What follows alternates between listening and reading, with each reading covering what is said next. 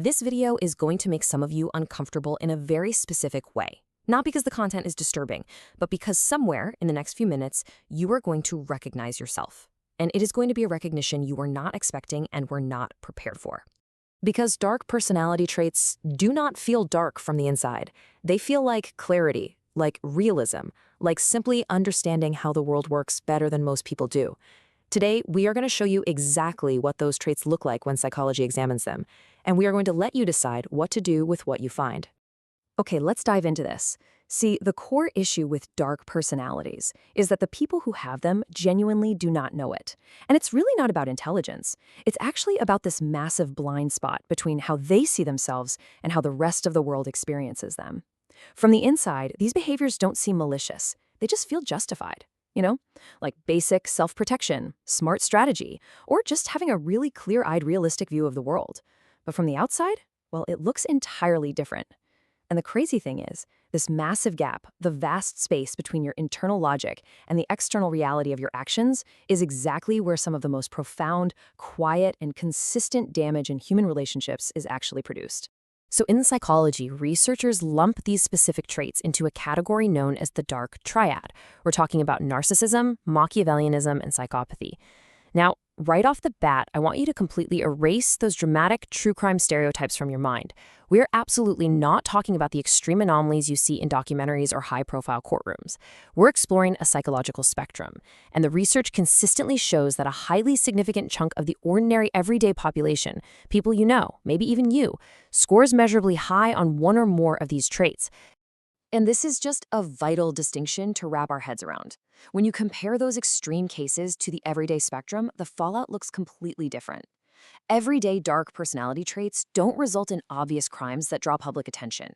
Instead, the harm they produce is so much quieter. It's deeply personal. And honestly, it's significantly more difficult to recover from, precisely because it never actually looks like what it is.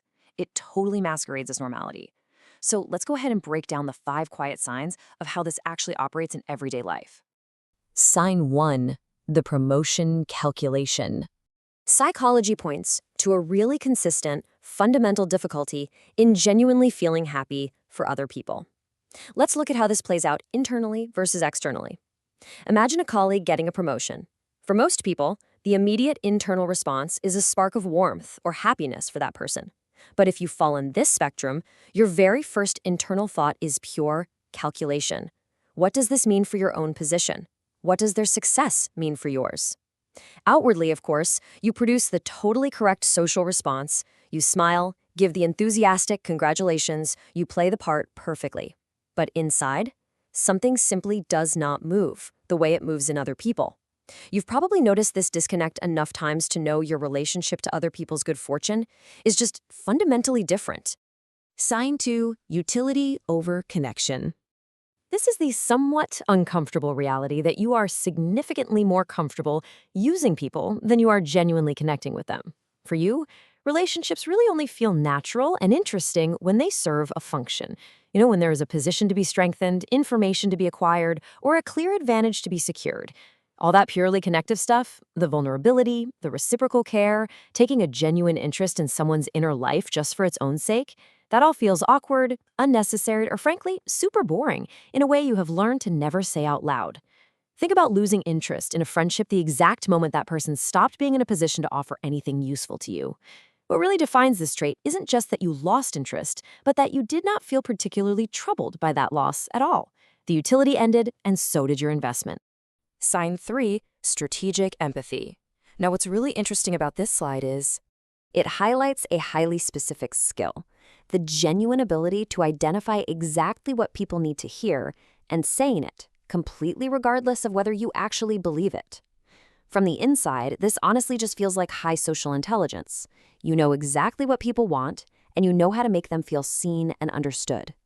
But here's the catch. It is social intelligence deployed entirely in service of your own goals, rather than genuine connection. For example, think about knowing exactly which version of yourself to present to a specific person to produce the exact response you needed from them. You execute that performance flawlessly. And when you succeed, what you feel is pure satisfaction about the calculation, rather than any guilt over the manipulation. If people could actually see the internal process that produces your external warmth, well, they'd probably be deeply disturbed. Sign 4. The nature of remorse. Because, let's face it, everyone hurts people eventually. The real difference lies in what happens next inside your mind. So I want you to ask yourself this question directly. When you hurt someone, what do you feel first? Really think about the immediate emotion that rises up when you realize your actions have caused another person pain. If you possess these traits, what you feel most strongly is not actually distress about their pain. Nope. It is irritation about the complication it just created for you. The remorse you experience is primarily focused on the annoying consequences you now have to face rather than the actual harm you inflicted. This is a massive distinction. It means that when you correct your behavior after causing harm, you are just doing risk management. You adjust what you do simply to avoid the messy consequence, not because the harm itself was genuinely intolerable to your moral compass. Sign 5. The need for leverage. And this brilliantly illustrates the profound comfort found in positions of control, rather than positions of equality. This dictates how power dynamics completely govern your social world.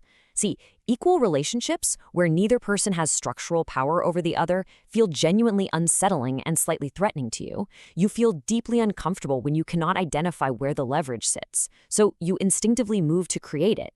You feel most settled when you know you hold the stronger position. Now, this doesn't always mean overt dominance. Often it's super subtle, carefully controlling what others know about you or maintaining strategic ambiguity about your intentions. The ultimate goal is always ensuring you are never, ever fully at the mercy of someone else's choices. The power of choice, awareness, and decision.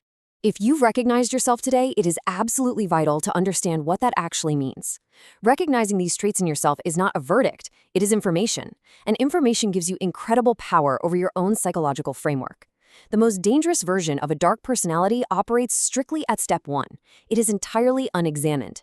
It operates without awareness, meaning it operates without any possibility of choice. But the moment these patterns become visible to you, that flash of awareness in step 2, something profound shifts. It doesn't fix everything automatically, but that awareness creates step 3, a gap. A gap between your impulse and your action that simply did not exist before. In that new space, a behavior that was previously automatic becomes, for the very first time, an actual decision. Seeing yourself clearly is not the same as condemning yourself. The most dangerous version of these traits is the one that has never been examined. The moment you can see the pattern, you can, for the first time, choose something different. And that choice, small as it sounds, is the difference between a personality that damages everything it touches and one that finally decides it does not have to.